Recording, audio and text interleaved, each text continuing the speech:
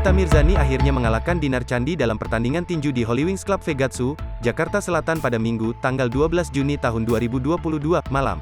Sebelumnya, di pertandingan yang digelar di Hollywings Sport Show itu, baik Nikita Mirzani dan Dinar Candi sama-sama mengeluarkan strategi terbaiknya. Mereka berdua mulanya tampak jual beli serangan.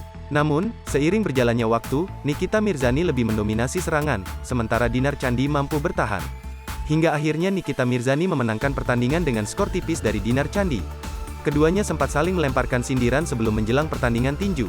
Terlihat bermusuhan, namun rupanya hubungan Nikita Mirzani dan Dinar Candi dalam kondisi baik. Hal itu terlihat dari unggahan Nikita Mirzani di Instagram Story-nya, beberapa jam setelah pertandingan tinju pada Senin, tanggal 13 Juni tahun 2022.